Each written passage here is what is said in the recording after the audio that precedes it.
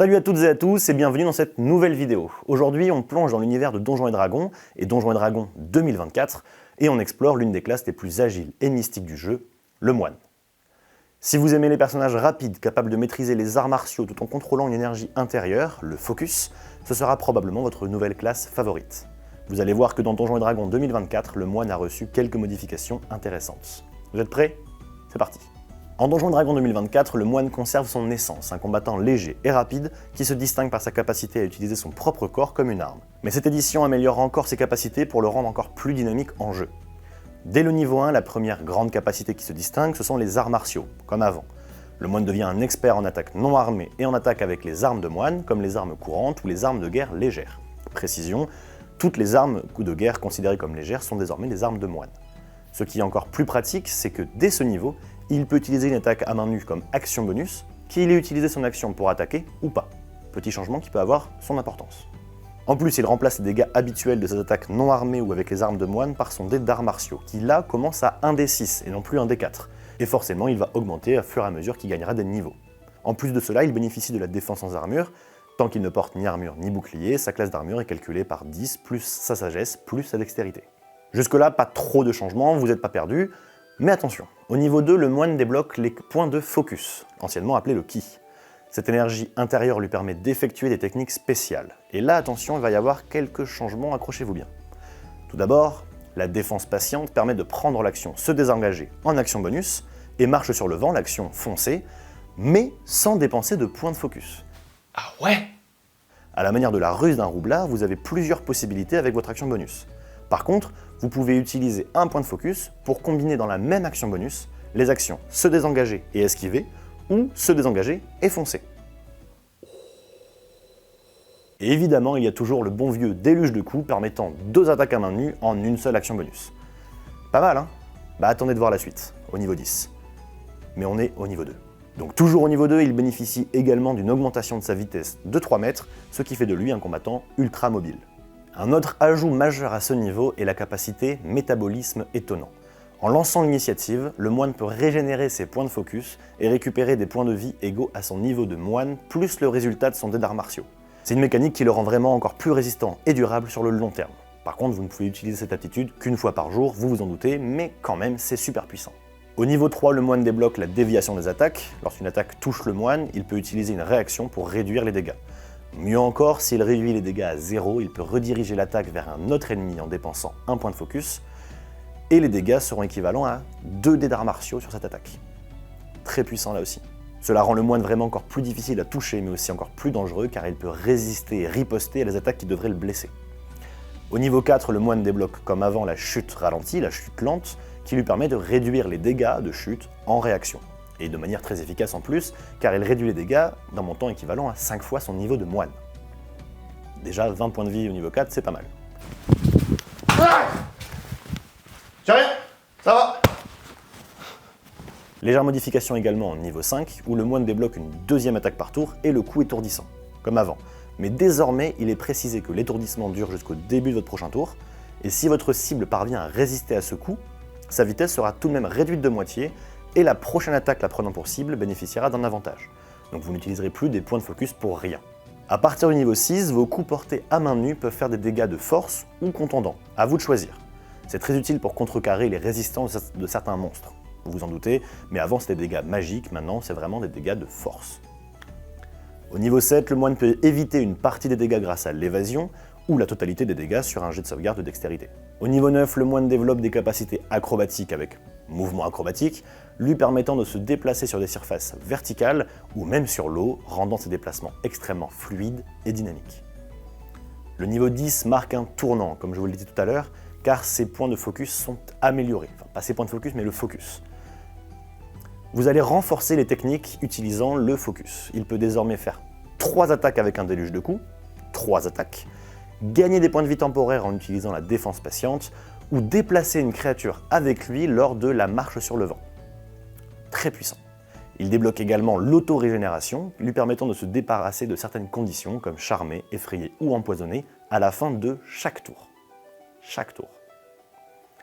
Au niveau 13, il obtient déviation d'énergie, qui est une amélioration de la déviation des coups, sauf que cette fois, il permet de dévier les attaques infligeant n'importe quel type de dégâts, pas seulement les dégâts physiques. Donc oui, il est capable de balancer un trait de feu, enfin de riposter sur un trait de feu. Au niveau 14, il contrôle parfaitement son corps et son esprit et maîtrise tous les jets de sauvegarde. Et si vous échouez un jet de sauvegarde, vous pouvez dépenser un point de focus pour le relancer. Ultra résistant ce moine, vraiment. Au niveau 15, vous regagnez des points de focus jusqu'à en avoir 4 au début de chaque combat. Ultra résistant ce moine, vraiment. Et à partir du niveau 18, vous atteignez une forme de perfection avec défense supérieure qui vous permet de dépenser 3 points de focus pour bénéficier de résistance à tous les types de dégâts, sauf ceux de force. Ils ont mis un petit nerf là, quand même. Il devient quasiment donc invincible pendant 1 minute, une capacité qui peut faire toute la différence dans des combats assez longs. Et finalement, au niveau 20, le moine atteint une forme ultime avec corps et esprit, augmentant ses scores de dextérité et de sagesse de 4 points, ce qui le rend encore plus redoutable, encore plus résistant, et va évidemment augmenter grandement sa classe d'armure. Voilà pour le moine dans Donjons & Dragons 2024. Vous voyez, il est encore plus puissant et flexible qu'avant, et grâce à ces nouvelles mécaniques de points de focus et de déviation d'énergie, il offre une véritable expérience de jeu unique. Un moine peut désormais s'adapter à toutes les situations, être aussi résistant qu'agile, tout en maîtrisant des techniques mystiques et des attaques dévastatrices. Mais en plus de ça, il y a aussi évidemment les archétypes. Il y en a toujours 4, et on va les voir maintenant. Ces archétypes vont donner des aptitudes au niveau 3, 6, 11 et 17. Tout d'abord, il y a le guerrier de la miséricorde, qui est un moine qui manipule les forces de la vie et de la mort. Cette sous-classe est idéale pour ceux qui veulent allier guérison et destruction dans une même classe. Ces moines portent souvent des masques comme des figures énigmatiques qui apportent la vie ou la mort. Dès le niveau 3, ils ont accès à la main de la souffrance et la main de la guérison. La main de la souffrance vous permet de retirer l'énergie vitale de vos ennemis, infligeant des dégâts nécrotiques, mais attention, vous avez aussi la main de la guérison qui permet de soigner vos alliés en échange d'un point de focus. Ah merde! Au niveau 6, votre pouvoir de guérison et de malédiction se renforce avec des capacités comme toucher du médecin, permettant de soigner tout en enlevant des effets nuisibles, comme empoisonner ou paralyser, ou bien d'empoisonner la cible de votre main de la souffrance. Au niveau 11, vous êtes capable de remplacer vos attaques du déluge de coups par des mains de guérison ou de souffrance sans dépenser de points de focus supplémentaires. Vous dépensez un point de focus pour faire vos 2 attaques, et vous pouvez décider de remplacer ces attaques par des mains de guérison ou de souffrance. Donc des soins assez efficaces sur vos alliés. Au niveau 17, enfin, vous atteignez la main de la miséricorde ultime, une capacité qui vous permet de ramener un allié à la vie avec 4 des 10 de points de vie, en éliminant toute condition néfaste, en échange de 4 points de focus quand même. Vous l'avez compris, c'est un moine parfait pour ceux qui veulent se positionner comme guérisseur tout en restant une menace redoutable sur le champ de bataille. Ensuite, place au guerrier des ombres. Si vous aimez l'idée de vous fondre dans l'obscurité, de vous déplacer comme un fantôme et de jouer sur la furtivité, cet archétype est fait pour vous. Les guerriers des ombres maîtrisent les arts de la furtivité et du subterfuge, et dès le niveau 3, vous obtenez les arts de l'ombre, avec des capacités comme Ténèbres, qui vous permet de créer une zone de ténèbres magique autour de vous, et de vous y déplacer à votre guise, ou d'user d'illusions pour tromper vos ennemis. Mais ce n'est pas tout, vous gagnez aussi la capacité de voir dans les ténèbres avec vision dans l'obscurité. Au niveau 6, vous débloquez le pas de l'ombre, vous permettant de vous téléporter jusqu'à 18 mètres autour de vous dans des zones d'ombre, de lumière faible, et en plus, vous avez un avantage sur votre prochaine attaque après chaque téléportation.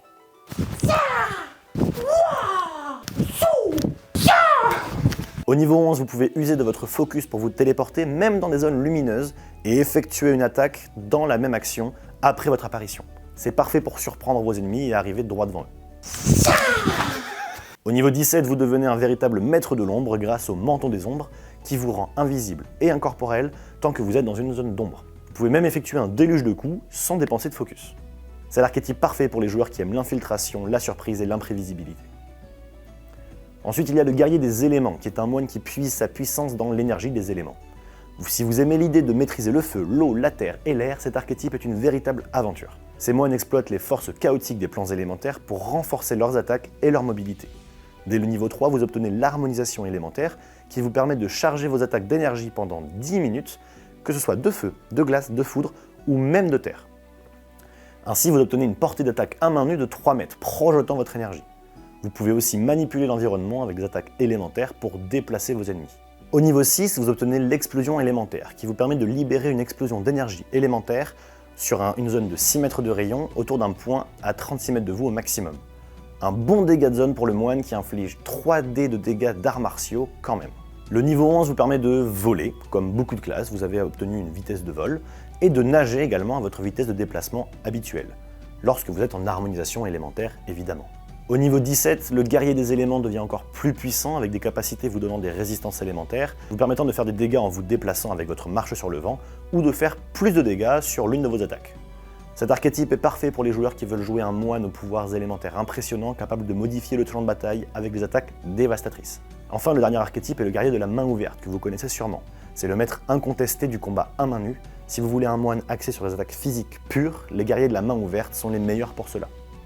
Au niveau 3, vous obtenez la technique de la main ouverte, qui vous permet d'ajouter des effets spéciaux à vos frappes de déluge de coups, comme de pousser ou renverser un adversaire, ou même l'empêcher de faire une attaque d'opportunité.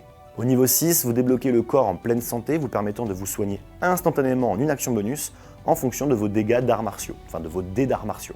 Donc ce soin va augmenter au fur et à mesure que votre dé d'arts martiaux va augmenter.